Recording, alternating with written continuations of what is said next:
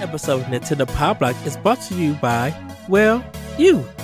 If you want to learn how to support Nintendo Pow Block and the Boss Rush Network, head on over to our Patreon at patreon.com/Boss Rush Network and see which tier is right for you. Thanks for your continued support.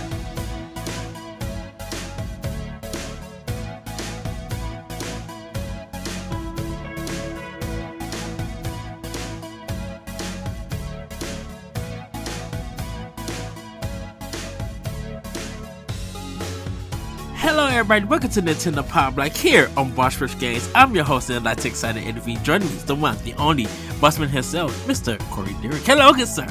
Hello everybody. It is good to be here on this. I don't know, we're recording sometime in mid-January. Ed, this is weird because very clearly, well not clearly I guess to the audience, but a little behind the scenes, I guess. We're recording a few episodes in advance because I will be on vacation, and we need an episode to release that week that I'm on vacation, and an episode to release the week after. So this is kind of what we're doing. Yeah, it's kind of a mini block. You and these mini blocks, man. I love saying it like that. You're the only one that likes the term mini block. I do. There's no such thing. Mini block. There hasn't been a thing in like 5 years. Well, our mini blocks normally go on for like an hour or two, but it's just like They don't exist. You're the only one that thinks they exist. I guess I do call them mini blocks, and even though they still fall under the, like, it's a podcast episode for Pow Block, but I'm just like, a lot of the fat is cut off, or we do something completely different. So we break the format in mini blocks. It's just fun to say. I can't help it. Oh man! And then I said it's kind of like a mini block. I didn't say it was one. We need a better name for that. We need like a warp zone or something. No, I like mini block. Mini block. You try saying it that way. I'm not saying anything. I'm saying this is episode 377-ish. Somewhere in there. But yeah, this is going to be a little this is not going to be covering anything recent, we'll say. Yes. And if there is a Nintendo Direct sometime this week or in the next week or so, I have taken my laptop and a microphone on vacation with me, and we will figure out how to record something in that environment. My internet will be garbage because it's Disney internet, but we will make it happen. We will figure it out. Yes. So, Corey, I don't know if I ever told you this. So my not work schedule, but our business hours at my job is changing February 22nd. Oh, great. So there was a meeting about it, and we found out that there are some stores who pharmacy is going to be like straight closed on a Sunday, and other stores, they got their store business hours like cut down. I don't know which stores and stuff, but ours got extended. So Monday through Friday we'll be open from 7 a.m. to 11 p.m. And then Saturdays and Sundays we'll be open up from 7 a.m. to 10 p.m. And the reason why that is changing, Saturdays we normally open from 8 to 10, but now we're going to be opening early during the weekend and closing later on the weekday. Great. And I'm assuming that they think that we're still going to make business for a whole hour. So I'm like, this is going to be terrible during the summertime, because all those kids who don't have nothing to do with school and stuff gonna be coming into our store playing around during the weekday. And I'm like, so now for a lot of us, we probably won't get home till almost close to midnight. and everything. And it's just like, this is about to be a complete mess. Great. I was just like, oh, wonderful. Like Great. I, I was telling my store manager, I was just like, why couldn't we just be from 9 to 9? Like during the pandemic, that was our store hours, and we made tons of money. I don't know, man. It's a weird world out there. Let's be honest. It truly is. So Corey, you want to jump into it? I got something for you, and I kind of want to. Well, we should do the Oh, housekeeping from the dock first. that is true. I'm sorry about that, everybody. Let's get into some housekeeping. PAX East 2024. Nintendo Pow Block and the Boss Rush Network are headed to PAX East. You will be able to find us roaming the show floor, so if you're there, come say hi. We will be covering the event as part of the media, demoing games, conducting interviews, and recording a podcast or two live from the event. So make sure to keep your eyes on bossrush.net and our YouTube channel for that. PAX East is taking place in Boston, March 21st to the 24th. So get your badges now. Come say hi. We also have our Patreon, our website, and YouTube plugs. If you want to support Nintendo Pow Block and the Boss Rush Network, you can head over to our Patreon at patreon.com/Boss Rush Network, where you can get our supplemental show expansion pass 2 weeks early and ad-free and other perks like early access to other podcasts, voting rights, and more at the tier that's right for you. Again, that's patreon.com/Boss Rush Network. Good job, So, Ed. yes. So, I hit up Nintendo Life today, looking at their website, catching some Sunday news, and they have a mailbag kind of thing. And I thought, I'm like, well, I wonder. I've never taken question from a website that people send in and try to put our opinion or how we would answer this. So I thought maybe it'd be cool if I take some of their questions and present it to you, or it may cause a discussion and see where we would get with that. How does that sound, Corey? Sure. Why not? Is Okay. this your fancy way of saying that you didn't ask for questions this week? Were we supposed to ask for questions since we We're supposed to ask for questions every week.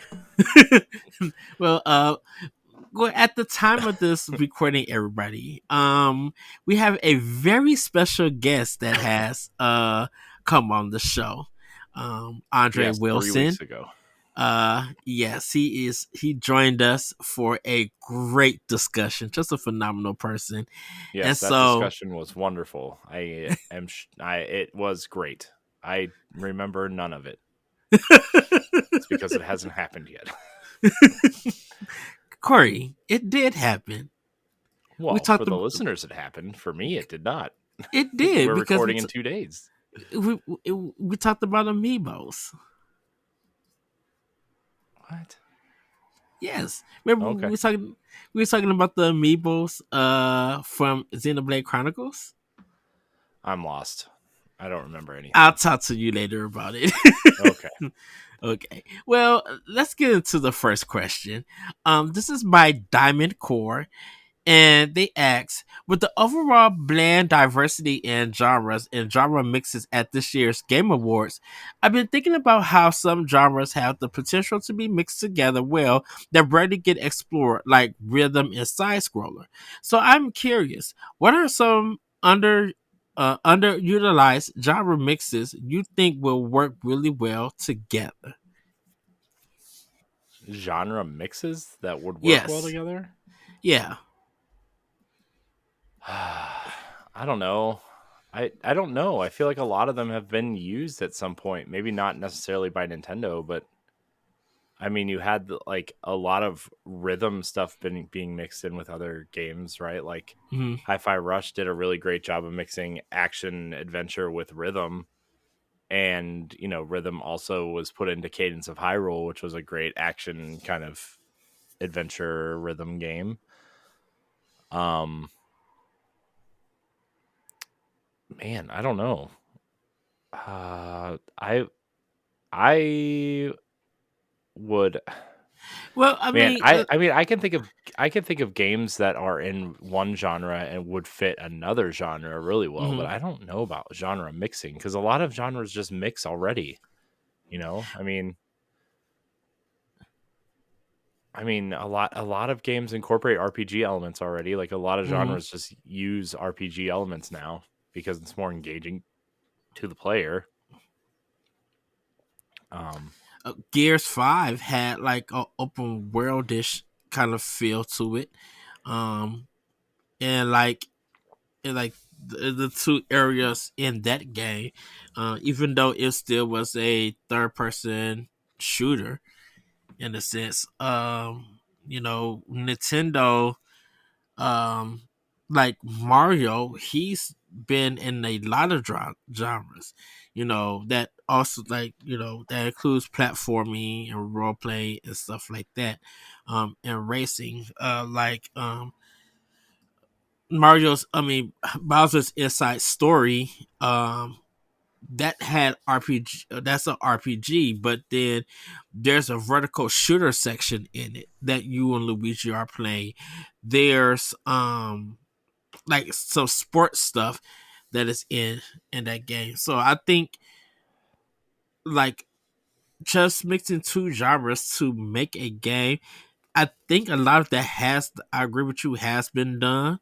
Um and I don't think there's anywhere else to go, because I'm like, you can't put a sim style game with like beat 'em up, because it's probably a game already like that and everything, mhm. you know, like um ActRaiser, um that mixed 2D side scrolling with sim building and stuff, and everything. So I don't think there's a lot of genres that you could actually mash up, um that Well, hasn't been done. yeah. I think there's a lot you could do with like a grid based system. I know RPG is kind of like the go to, right? But I also think Hmm. it would be really interesting, and I would argue that maybe Captain Toad did this to an extent, but like a square grid based platformer. Um, but you would have to stay within the grids instead of wandering like in Captain Toad. But I think that would be really interesting. Um, just based on like a timing type thing. Uh, man, I don't know, man. There's a lot. I wonder if the gameplay of like Mega Man um could be used, like Mega Man and Fortnite put together. Like, you defeat a opponent, like they got something, but find something that could be their actual weakness to what they're using, and you use that weakness to defeat your opponent, and then you could gain whatever they have, and maybe mix and match and stuff, or create Yeah, some alchemy or something like that. yeah. I don't know, man. There's a lot you could do. I think the life sim, like, but even that's been done. If you look at stuff like the life sim RPG, like I know Harvestella just tried to do that, but I mean you can go all the way Mhm. back to like Dark Cloud to do stuff like that. The Yeah. life sim RPG kind of, hey, we got to go on this. I mean Disney Dreamlight Valley. I know people are tired of hearing me talk about it, but they do that really well. Of like a quest based life sim, which their new Star Path starts on the 24th, so I'm very excited.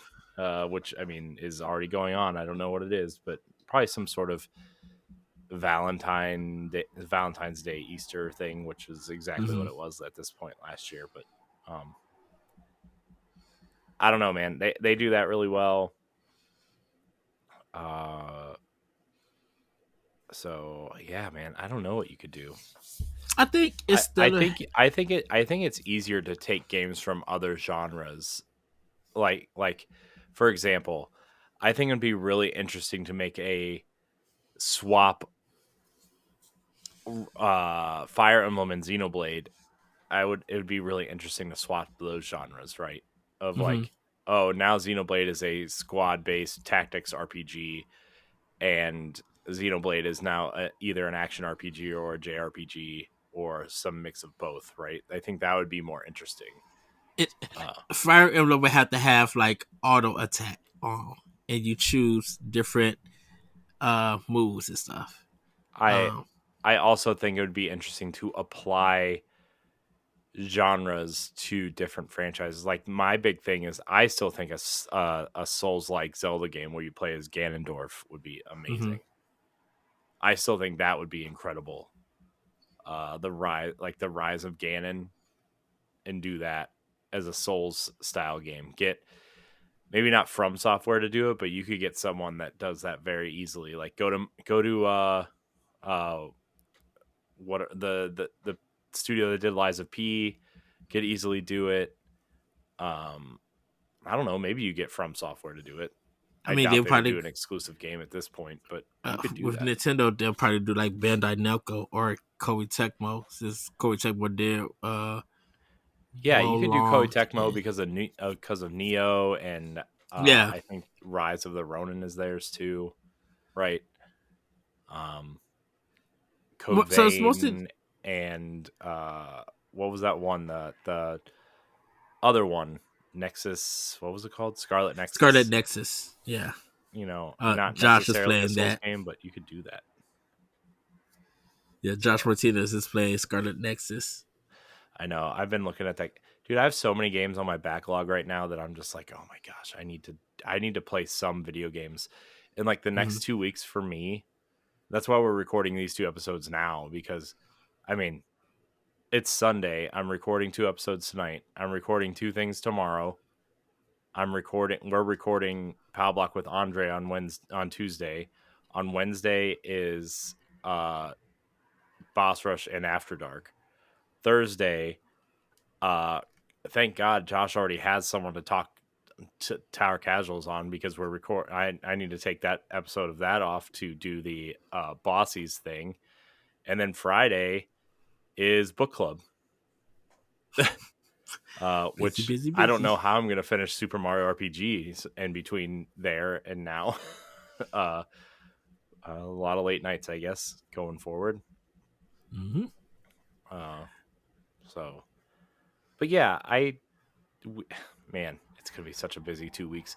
And then on top of like recording stuff, we're moving, we're packing for vacation, we're packing to move. Work is getting busy. Like, that we have like something like 5 events in 7 weeks that we need to do, and so it's going to All be online. no, I mean, they're in person, so it's going to be one of those things, and Oh, it's going to be busy, man. It's busy, that but normally fine. happens. That normally happens. Also like I have to somehow, come up with some money for PAX to, you know get there and eat. So that'll be fine. It's all good, it's good. Yes. If you want to see how you can become a Patreon producer, head on over to patreon.com/BossRushNetwork. The Patreon producers for this month are Adriel Munger, Celeste Roberts, Christian S., Sana Dirrig, Francisco Santillan, and Todd Oxtra. Thanks for your continued support of the Boss Rush Network and our family of podcasts. Well, let's move on to the next question. This is from Daniel Rue Perveria. He asks, as a gamer fascinated by retro stuff, especially Game Boy, I have noticed that more and more developers are making new stuff for old consoles. Some ports even make headlines here at Nintendo Life. Now, with that being probably a resurgence of old consoles in a very punk rock way, will there ever be space for reviews of these new games in here? And if so, could that lead to even more people making new stuff for old consoles? Um, so he kind of speaking of homebrew games and everything. He's not. There are Kickstarters that people are making stuff for old consoles. They're releasing. I saw like a lot of Genesis is really popular to release old games Yeah, on. Game Boy Color has gotten quite a few games, but granted, these are like novelty type things, and they end up releasing those games digitally on stuff like Switch and Yeah, PlayStation and Xbox, right? But like the novelty is, oh, I'm getting a new Game Boy Color game because I like Game Boy Color. And a lot of people are playing those on the Analog Pocket, right? Or the Analog right. Pocket Color. And by the way, if I had $300 to throw away, the Analog Pocket is an incredible looking machine. Like, Yes. oh man, it reminds me of a modern Game Boy Pocket. Hmm. And I'm just like, oh my gosh, Game Boy Pocket was the best. But anyways, Yeah. like that's the novelty of that. Something just got announced for Game Boy Advance, actually, a new Game Boy Advance game. Yeah. And what people got to realize is that these games are not like definitely when they come to Nintendo, they're not the seal of approval with Nintendo. Like they don't have a license with Nintendo to actually put those games on the system. But because those systems are old, um, it depends if they're gonna not Nintendo stopping the sale or nothing or thing, but it depends on like how many copies they're gonna make and put out because they gotta fund those cartridges to even have that game on there to put it on the system. So Well, those and systems are probably pretty open at this point. Um, I don't know. I don't think Nintendo cares about the cartridges. They probably have this is probably overstock from providers, right? yeah. And so, I think those cartridges are readily available, and they just have to port them to that. So I don't know. So yeah, I mean, it's it's been a thing for decades actually. Nintendo had a lot of them. Like you mentioned, Corey, the Genesis had a lot of them. The thing about it is that there is for CD based systems, there's none of that. Like I haven't seen any kind of independent developer make a game and put it like on the GameCube like years later and Yeah, stuff like but that. I also think the security on some of those consoles, like I think also GameCube was like notorious, like most Nintendo consoles, was notorious for being extremely difficult to develop Yeah. for. So I understand that, but I also think uh, handhelds are more appealing and easier to develop for. I think. So I don't know. and I don't and know. you s- and you'll see the cost of it being close to $70 to $100 because they gotta make money, like they gotta recoup money off of this, putting them on those old cartridges and things. Like I think there's a role playing game that was coming to the Sega Genesis. That mug was like $80 and stuff. But even though there was some Genesis, I think Fantasy Star was like $70. Fantasy Star 4. I think that was like a lot of money and stuff. Uh-huh. So, and then they got to realize that they have to develop for that system. Like the stuff, the retro style looking stuff that we play on Switch now can't be done on a Super Nintendo or a Game Boy Advance. Like Shovel Knight, that there's no way that could be done on the Super Nintendo. There's a lot of stuff that they have to reduce um, on that to Yeah. even, or they'll have to even Well, just design that game, uh, from the bottom up yeah. to I even think. get it to run. Yeah, I think when you're looking at something like Shovel Knight, though, and especially that era of games, that and stuff like Axiom Verge and Hmm. Hyperlight Drifter and a lot of these game maker games, like they were made for the nostalgic factor of these look like those games, but there's no way those games could run on that hardware, right? I think that would be really fascinating though if they took, which is kind of what Mina the Hollower is doing from Yacht Club, Hmm. right? They are actually working within the constraints of the Game Boy Color to develop that, which I think is really fascinating. Um, And so that's something we might be able to revisit this year of like they kind of like reverse, I don't know, developed, I guess, because they have those constraints in place. Reverse Yeah. developed is the wrong term, but I know what I'm saying. I don't know how to say it so other people know what I'm saying. But I think it would be really fascinating to take something like Shovel Knight and almost reverse engineer it to say, hey, why wouldn't this run on the NES, and then make an NES version of Shovel Knight, like Shovel Knight 8. And call it like Shovel Knight 8 or something, Yeah. I think or that's Shovel why Knight 8-bit, or like it would be the prequel to Shovel demastered Knight, and have it something like that. tell us the story of Shovel Knight and Shield Knight, right? Like that would be Hmm. really awesome. Uh I don't know. Yeah, I mean, because there was like Halo got a demastered as an indie game, like, and they turned it Well, into a Halo was 2D on the game. DS. Remember when Halo was on the DS? I do not IGN had remember that. playable versions of Halo on DS. I don't remember that. Yeah, man, that was a real thing. Look it up. Look it up right now. Seriously. Halo DS on YouTube. There are builds out there. You could probably actually find a playable build for your DS for that. Who Uh was making it? Bungie was making it. It was a real thing. IGN had playable builds of it.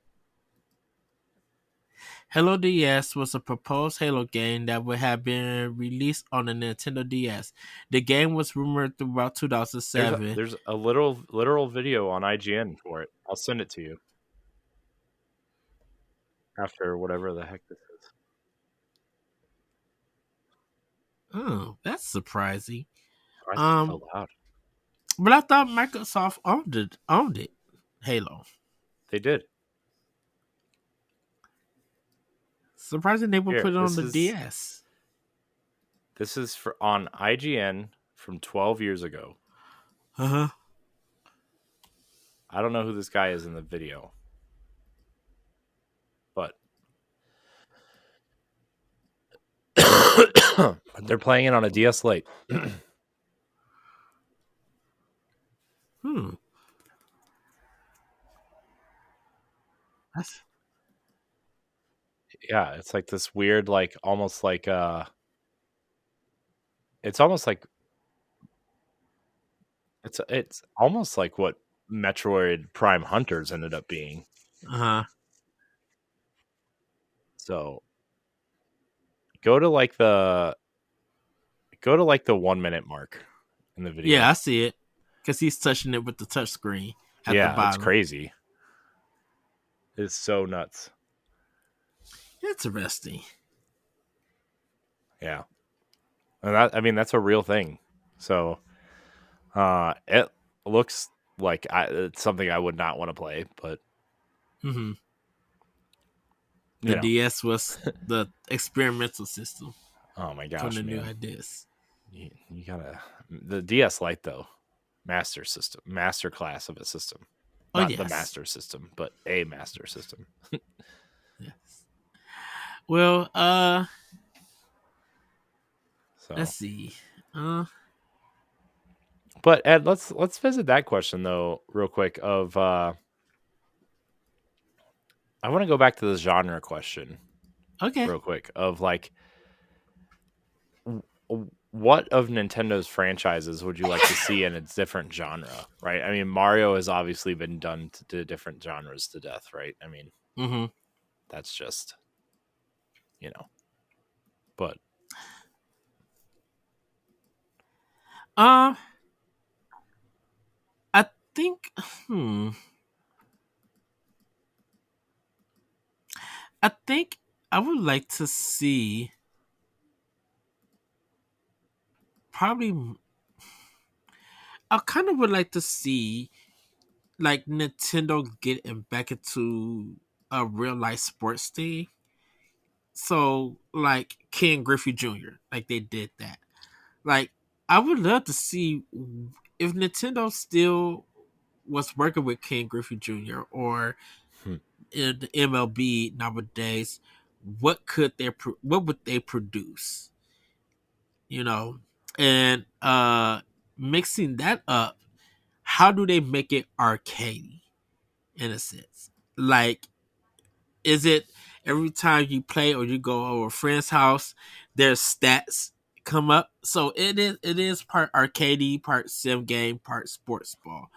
Um, and everything. And like when you go on, you could go online and play with other folks, and it'll give you gear which you could use in Wii Sports or something like that, or Nintendo Sports and stuff. Like, I would love to see that kind of crossover or that kind of genre mashup and stuff. Um, Yeah. because like Fire Emblem, to me it's gonna be like, okay, Fire Emblem 2D beat 'em up, like by Treasure or something like that.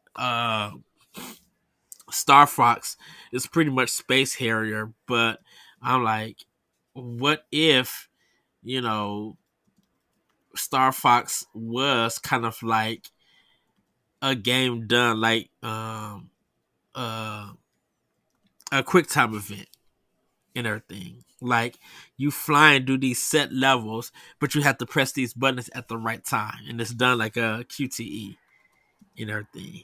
Mm-hmm.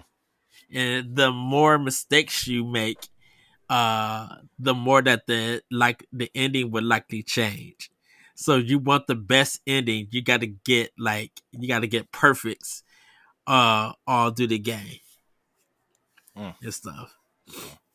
Uh I think Zelda being a walking sim, but you playing that Zelda and you're finding out the story of your mother and everything, uh, and how uh she was, why the Triforce chose her, and before whatever happened to her, it got passed down to their daughter and stuff. Like, I would love to see that, you know. Um, and the castle that you're in has puzzles to it and everything, and you as Zelda got to figure it out. So I can see like Zelda as a walking sim, uh, in that sense. Yeah. Um, Metroid actually being like a space noir uh detective game and everything, where she actually does land on a planet. Uh, don't want to say like Dead Space or anything like that. But she lands on a planet, and it has so much history to her. I mean, so much history about the Chozo, and all she does is like, explore and solve riddles that the Chozo never got to solve and Mm-hmm. everything. And you use those clues to help solve other cases in it and stuff. And you, not so much as a walking sim, but you use those clues to help you progress through the game. And and those clues, like when you solve the puzzle, it gives you power to help you solve other clues and Mm. everything. Yeah. That sounds neat. uh she Pokemon about done it all. Sorry, I'm It's pumping up on some energy here. uh Yeah, I think I don't know what I would do with Kirby though, because Kirby has been in a pinball game, he's been in a racing game, he has his 3D platformers and 2D platformers. Yeah. Uh, you know what? I think I if I was a Kirby game, I would do like uh kind of like a you know how you got to do match it. You got to match the two pictures and stuff, or do a Where's Waldo, like a Where's Kirby kind of game. Mm-hmm. I think I would do something like that and everything. And you think you could find Kirby just using a pink one, but no, you can't. If I was actually Scribblenauts and Kirby together, Jeez. That would be interesting, I suppose. Yeah. Uh, Last but not least, let's see, because Nintendo did have like a cooking game for DS where you was able to Cooking do Mama. not cooking mama. It you were actually able to have recipes, and you could go to the grocery store and get the items for that and click it off and stuff. Um, I think that would kind of be something. You a cooking game where you're feeding the Nintendo characters in the universe. So something like maybe something like Overcook for the Nintendo characters. Like you are the chef, you and your teammates are, doing orders for Mario, Zelda, Ganon, Samus, the Metroids, or the Space Pirates, Mother Brain, um, uh, whoever, Captain Falcon. Like you are literally making food for them in an overcooked style Hmm. and everything. Yeah. Yeah. I mean, sure. Uh, Um, man. Shoot, Punch Out in a We Fit kind of thing, or something, or Yeah. I mean, they've kind of already done that with boxing or boxing. whatever, right? Yeah. I mean, that they missed the mark with that by not having a punch out exercise routine or something. But um, I don't know, man. I think, man. So I think Star Fox is worth revisiting, right? Mm-hmm. We kind of talked about that a little bit of like having that more openness and kind of get out of your ship and explore type thing. I think it would be really interesting to have the old school ship elements, but like more of what maybe almost No Man's Sky-ish, but more what Ubisoft did with Starlink and like which Mm-hmm. obviously was a Star Fox game on the Switch for a lot of people. But also what they're doing with Star Wars Outlaws of like having these big open worlds that you can go explore and take on quests and you know either fight they could have different types of quests like obviously combat quests or puzzle quests like a Zelda dungeon style thing or So something better and than then Star Fox Adventure.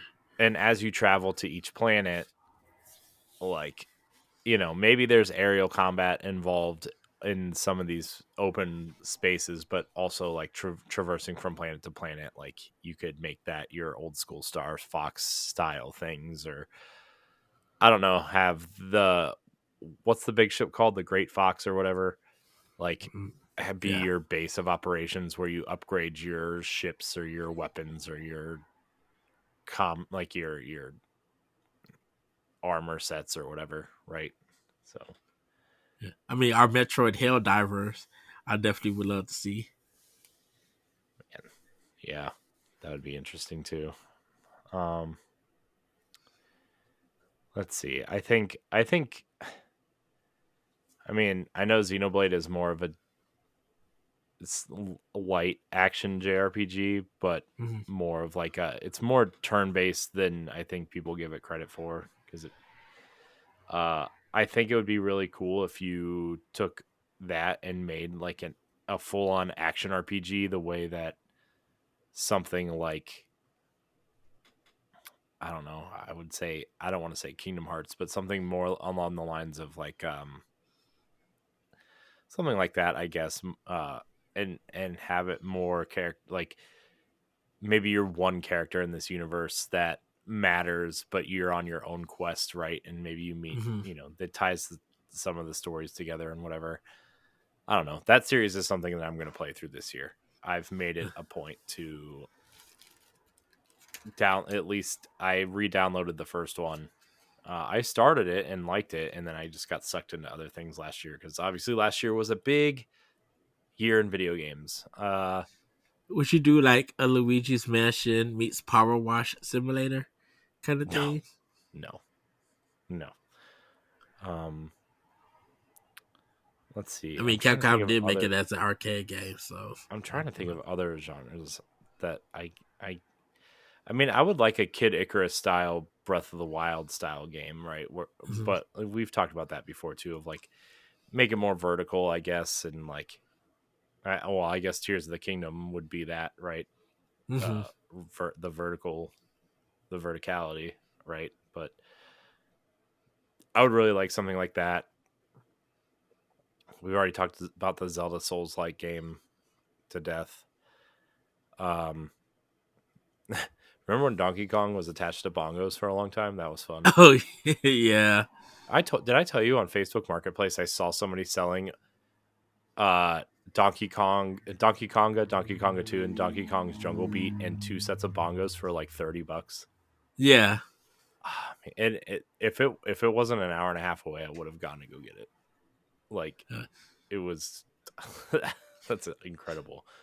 I know Those games were interesting. Donkey Kong's Jungle Beat was actually really interesting, right? Because they made a full on Donkey Kong platformer out of that, and you had to use the bongos. And one bongo was attack and one was jump, and then there was like a mechanic to move, right? So Yeah. I know Mario had the Dance Dance Revolution treatment. yeah, Uh, that was worth a ton of money for a long time until it wasn't. Which is funny. Did I have we ever talked about when I played that game? no. Yeah, I used to have it, and I bought it as a part of a collection that I no longer no longer have. Um, but it's not a dancing game. It's a Mario. Most of it is a Mario platformer. Some of it is dancing, but most of it is a Mario platformer. That's Which is weird yeah, because and it like had like the arrows and yeah. stuff that Well, you you have to normally. do the arrows, but it's not to the music. It's like to accurately do the stuff in the game. So that game was really weird. There is some dancing and there's some like DDR recognizable DDR stuff in there, but a lot of it was just like a platforming game. Did Nintendo have like a Monopoly game also? I think for like Wii. It was that Dragon Quest money something game. Like it was the Mario versus Dragon Quest weird board game thing. Yeah, I I forget thought what it they was had called. another one It had Mario and a Dragon Quest slime on it on it. because Uh, one of them was just like teaching you about like business and stocks and stuff like that. I think that was the Dragon Quest slime one. Oh, interesting. Yeah, it That was was a just like a weird game rated crossover. for E. It's like a game rated for E. I was just like, this is a game with economics in it. A kid not gonna Well, know anything about this. you know, every child is ready to learn about stocks, bonds, and economics. Uh, Just like me. Just kidding. but yet they're getting an A, but don't know how to play the Lego games because they buy a Wow. strategy guy. Yeah, well, you know. What's next, Ed? We probably got time for one more on this episode. Yes. So, I was looking at once again at Nintendo Life, and everything, and I was there was a story, uh, that came out. Look at this. I'm trying to find it. Everybody, um, about goodness, where is that story? It might have been from last week, and everything. Uh, that what was it? What game was it? It was um uh sorry everybody. I'm looking for it because they were just like one of the game they were just like maybe we could stop the comparisons of it. Um oh yeah, it was uh Foam Stars. and sorry about that, everybody.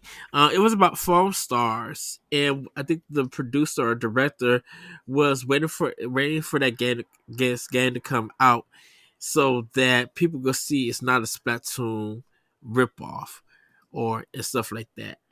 Um, and I kind of was just wondering, Corey, because now like a lot of people are very interested, kind of in foam stars. Definitely, it's going to be free on PlayStation Plus for people to try out or people to play. But do you think that in the future for games, there's going to be more developers being inspired by Nintendo games? We got Power World, which pretty much takes inspiration for Pokemon, and now everybody jumping on, hey, Game Freak, you can make a Pokemon game, and it could be better and stuff. You know, or a good Pokemon game and everything. But do you think in the future that this is going to continue to happen? That Nintendo games are going to inspire others create something in that genre with their own take on it? I mean, I think a lot of people are still inspired by Nintendo games a lot of the time. I mean, you see I mean, every single RPG or open world, what they call Western role playing games at this point, Mm-hmm. right, is inspired by The Legend of Zelda. Everything, the NES version, or, every platformer is like, well, grew up playing Mario as a kid, and it's like very clearly inspired by something like Mario 64 or Super Mario World, or even something like Mario 3, right? I mean, remember when A Hat in Time skipped the Switch release because they were like, we don't want to be compared to Mario, which is something that we are very clearly inspired by. Mm-hmm. Uh, and they wanted to like not uh be compared to it. And so you look at something like that,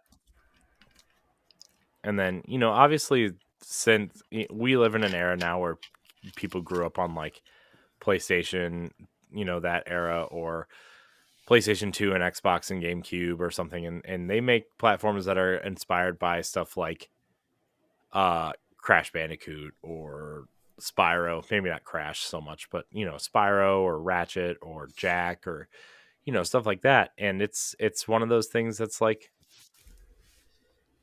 people are inspired by a lot of things.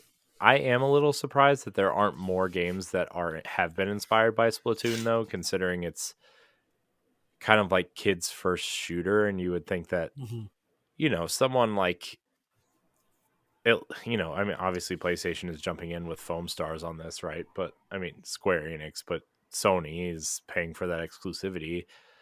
Um, would want in on stuff like this. I'm kind of shocked the king of shooters, Microsoft, isn't in on this. With all their shooter studios. Um, especially with something like Conquer or something. Maybe, well, maybe that's not kid friendly, but you know what I mean. Like cartoonishly, you know, slapstick, happy, fun stuff. Mm-hmm. That's not all about killing. It's more territory control and more um, strategic than that, right? It's I'm kind of shocked that that hasn't happened, but overall, I think a lot of studio. I mean, look, every other day we're getting in 5 more Metroidvania style games, right? Yeah. So that would be my thing. Is that, yeah, people are totally inspired by Nintendo all the time. Um, so I don't know. I think Nintendo has been an inspiration for a lot of people. I mean, Shovel Knight is the clear example of like, they were inspired by Nintendo and wanted to make a Nintendo game on Nintendo's worst selling piece of hardware. So, you know, it's in people's blood if they are inspired by Nintendo, want to make Nintendo games or Nintendo inspired games. Mm-hmm. Um, so yeah. Do you think developers get frustrated because of that kind of comparison? Because they feel like to the developers' eyes, they feel like they're creating something original, but to the gamer or journalist's eyes, they see comparisons or similarities that they bring into the conversation to inform readers or their friends an idea of what this game may be when it's completed. Mhm. Yeah, I mean, I think even you go so far as like I think stuff even I mean, you could even look at first person shooters and like yeah, you can definitely point at Halo and like it clearly went this direction. But there's also that subsect of shooters that went the GoldenEye Perfect Dark direction, right? And Mm-hmm. I mean, that's what Free Radical was built on. A bunch of X Rare devs who went off to make Time Splitters, and Perfect Dark Zero ended up on Xbox 360, and that type of shooter still exists out there. Is it as popular as something like Halo or Call of Duty became? No, but it's still there. You know, Yeah, so I think like Nintendo in general, I think they're the only company that inspires others to make games with that feel or even create hardware. Like of course we use Switch for like the Steam Deck, but then um, we look at the Wii and how Connect and PlayStation Move came about, which was to even take the handhelds for Nintendo and how Sony got in with the PSP and Vita and the Microsoft, you know, how they try to use smart glass mhm. and things like that. And Connect. It's just really interesting to see that at a point that Nintendo, whether people feel like they were successful or not, um, their stuff still continue to inspire. Like, um, even with Labo, there was other companies trying to do something like that and everything, but not too much success. And even though Nintendo had their success with Labo, uh, it didn't it didn't continue to go on like they Nintendo probably was hoping to, and stuff. Even with Amiibo, that one is still going after everybody did the Toys for Life stuff. For Spyro, uh, and then they just seen how much money that people were losing on that. But yet Nintendo is still putting out Amiibo thanks to Smash and other games and other Mhm. uses of those Yeah. Man, things. Amiibo. I wish Amiibo weren't so hard to find. Like Mm-hmm. I'm still missing the Xenoblade 2's Amiibo, which I really would like to have. Um, I don't know. I have just been. There are Amiibo that I have that I wish I didn't have, and then there are Amiibo that I don't have that I wish I had. You know what I mean? Mm-hmm. Um,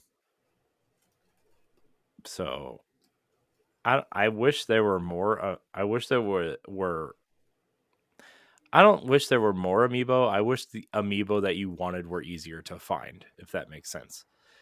And I Yes. understand that that's like an inventory cost management thing for Nintendo, and not everybody wants amiibo, but a lot of people do want amiibo, and um, the scalping market knows that. Although that I think that that's gotten better, and I think the toys to life thing is obviously dead in the water. But that doesn't prevent Nintendo from still putting out amiibo, right? So Right. like I have Shulk and then I have Noah and Mio coming, but I'm missing the Pyra and Mithra ones, and that makes me upset. Also, they never made a Rex one, which is also upsetting. That's True. just Yeah. But I remember people said they were like, "I'm not getting the uh the girl from We Fit, the We Fit girl," and then that was like the first thing yeah, that you couldn't find that was sold out like everywhere. Yeah, no player to Byleth though. No female Byleth, which is upsetting. But they did make that really awesome first four figures statue. That's like Mm-hmm. $200 of Byleth, and that statue is awesome. Um, maybe I'll get another another job to pay for these things. No, I don't want another job. I'm good. I'm good. I like my current job and doing this. Maybe someday if we get this, but I always wonder what Sony and Microsoft have enough characters to do something like Amiibo I mean, for I their think they both games. clearly do. It's just, do people care, right? I mean, PlayStation tried to do those non-amiibo figures, like the Mhm. 3-inch tall ones that were like this. They started with a T. I forget what they were called. They did like the Bloodborne Hunter, and they did Kratos and Crash, and I think Cloud was part of that at some point. Like they've definitely done them, but I'm not 100% sure on you know what is really you know what their incentive to do it is, because if Nintendo can't make amiibo work, which they are, but also they aren't now, like what would be the incentive of Sony and Microsoft to do it? I mean, I think Microsoft has the least incentive to do it because they hardly have any uh games right now to do that with, and meaningful characters. What are you going to put 75 different styles of Spartans out there, and Delta Team from Gears? I don't think so. And then there are the other games they promote, you create your own characters. So I don't know. It'd be like if BioWare, and this is a terrible example because they actually did do this, but it would be if like BioWare put out, generic Commander Shepard, and everybody was just like, "Oh, Shepard, not my Shepard," which they did, but they put out two versions. They also put out Liara and Garrus and Yeah. Rex, See, if and they, I think Garrus would be the one that would sell out they all if sold he. out. I wanted the Liara one, but it sold out almost instantly. Oh, okay. I mean, like if they of Bioware partner with Nintendo and like Garrus was like in a Smash Brothers and that was getting the amiibo. Like Yeah. I think the pre-orders would have went crazy. Hmm. Yeah. So that's you know, I think Amiibo are great. I wish there were more ways to get the ones you wanted, and I also wish there was I don't know, less of them, I guess. It was a cool idea at first though, right? Let's release all the Hmm. Smash ones, but that series started on the when Wii U Smash came out. Like, Yeah, well, what is going on now? Like, how are you supposed to do that? You know? I think because of a lot of their games, um, they were just like that with their universe, just the Nintendo universe of games. A lot of those characters could get the amiibo, uh, the amiibo kind of thing, version, or a character, and they could do something with it to help players. Um, Yeah. you know, Yeah. so. But I think we're gonna call it a episode of Nintendo Pow Block right there, Corey. I think Great. that was a good one. It was all So, right. any final thoughts or anything? No, not really. Just hope everybody's enjoying their week. I am, because I'll be on vacation. So, you know, hope everybody's enjoying their time. Yeah, I don't know what I'll probably be doing. Probably be playing games and working. I know. I'm planning out my Hellblade playthrough. Uh, in in March and stuff, and then I'm going to try to finish up a lot of Nintendo games and everything. Uh, I'm super excited for Princess Peach, so hopefully when that drops, I can play it. My at this time, everybody, I will have my another code um collection. I ordered it for Best Buy, and the store doesn't have it for you to go in and buy. You if you order it, they have to mail it to you. So my order got delayed, so now I have to wait till the 27th. And if I don't get it by then, they're gonna cancel it and refund my money. And then I just Hmm. have to try to go somewhere and play. Because right now, it may be at an 80 or a 70. I haven't checked Metacritic at the time, but I'm like, they said it was good and everything. Um, so uh, I'm excited to see. I'm excited to play it. I did start up Prince of Persia on Switch, and it looks good. It plays fine. It's not bad. Yeah, So I would really like to play some Prince of Persia soon. yeah. It's on my list. So, you know, just Well, like everybody, 900 other games. exactly. Everybody, have a great week. Have a great weekend, and we'll see you next time on Nintendo Pow Block. Bye, everybody. Woohoo! Bye. If you want to see how you can become a Patreon producer, head on over to patreon.com/BossRushNetwork. The Patreon producers for this month are Adriel Munger, Celeste Roberts, Christian S., Sana Dirrig, Francisco Santillan, and Todd Oxtra.